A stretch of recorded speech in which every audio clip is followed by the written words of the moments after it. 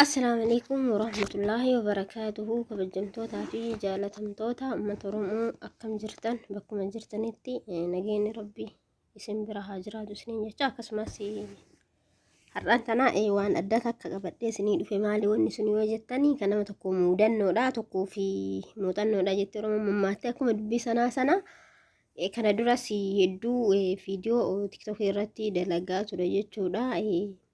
Ijoollee hedduu na gaafataa turtanii akkamitti akka biyyattiin galanii karaa kamiin galanii akkamiin warri kafiilli ballagee jiruus fi warri kafiilli ballagee hin jirre jettanii na gaafataa turtan jechuudha. Akkasumas kana dura kafiilli kiyya na ballagee hin jiru biyya gala jedhaa ture jechuudha. Ani waggaa 3 dura karoorsee biyya galuu kanaa ta'u malee gaafa rabbiin nama galchan malee hin galani jechuudha. Kanaaf jecha ani paaspoortiin kiyya jalaa dhumatee ture isa sirreessee. Gisee kaan bisibbaasee galmaa'ee ture bisibbaaseen sunis hin deebine. Wama hedduun jechuudha waa baay'eedhaan jechuudha. Ani uduma galuu fi deemu kalaas yaani riskiin biyya kana keessaa hin dhumanne biyya kana keessa ture jechuudha. Gaafa kaan ammootuu ji'a 7ffatti paaspoortiilee sirreeffadhee kalaasii hin gala jedhee waa hundaa jechuudha. Hatta meeshaallee ergadhee wanni hambisee akkas hin jiru jechuudha. Walumaa galatti hin gala jedhee kalaasii.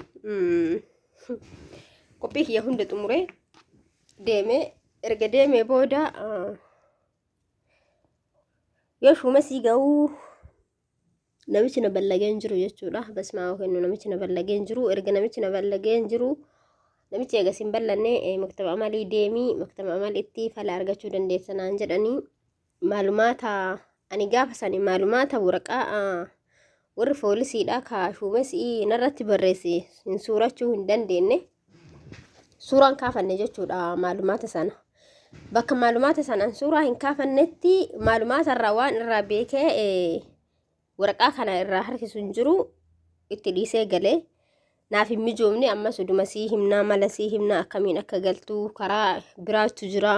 Uduma maal naan jedhan kalaasii ji'a 10ffaa ga'e jechuudha. Walumaa galatti uduu hordoffiin dhiibne uduu gaafiin dhiibne jechuudha. Ji'a 10ffaa eegee ji'a 10ffaatti sin dhaqee ji'a 10ffaa yoo dhaqee jiru imbaasiitti deebi'adhas. Imbaasiin yoo deebi'u furmaanni kee haala haarawaanii deemtee basmaa kennitee waraqata achitti warri ejensii warri shuumesiidhaa siif kennu jechuudha. Waraqaa achitti warri shuumesiidhaa siif kennu irratti barreessanii rakkinni kee maal akka ta'e achirraa baruu waan qabduuf jecha waraqaa san footoo kaafadhu naan jedhani suuraa dhadhanii. Erga siyaa waraqaa sanin suuradhee waraqata san suuradheeti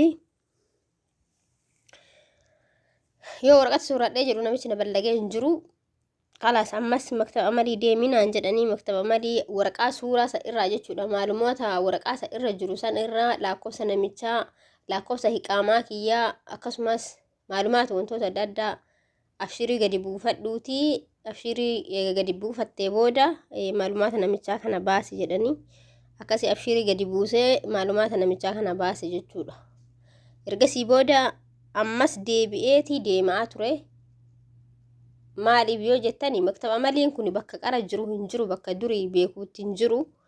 Ergasii booda maktaba amalii 2-3 dhaqee hin dhabee barraa jiddaati naan jedhanii asfaaniyaa jedhanii barraa jiddaa jedhanii naan jedhanii booda jechuudha namni. Okay. Booda guyyaa kaleessa barraa jiddaa deeme. Barraa jiddaa eega deemee jedhee tabarraa jiddaa deeme warri maktaba amalii sanii bakka biraatti na ajajee bakki suni bakka itti nama hidhanii ani hin beeku jechuudha. Wallaa bakka kana dhugatti yaani. Waraqanni kee achitti sii dhumata achi warra santu sii fixa achi fixattee kaatee gara imbaasii Itoophiyaa deebita. Deemii maktaba amalii kana dhaqi naan jedhanii yaani bakka kana jechuudha. Asin na erganii. Okay jedhee wannaawwatu jira waraqaawwatu jira jechuudha. Wantoonni akka beeksisaa jechuudha. Akka kaapitala akka beeksisaatu jira. Isa kana suuraa kaafadhu achi deemi naan jedhanii. Okay jedhee anis isa kana suuraa kaafadhee achi deeme. Achi yoo deemee jedhu adaa bakka mana hidhaate islaani nama wanjala dalagee fi nama kassafamee fi nama garagaraa achitti bakka hidhanii.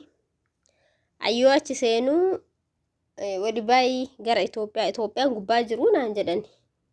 Sarratanyaan biyyi zeegaa hundaa achi keessatti walgaa jechuudha akka shariikaati. Sakan jedhama maqaan isaa jechuudha.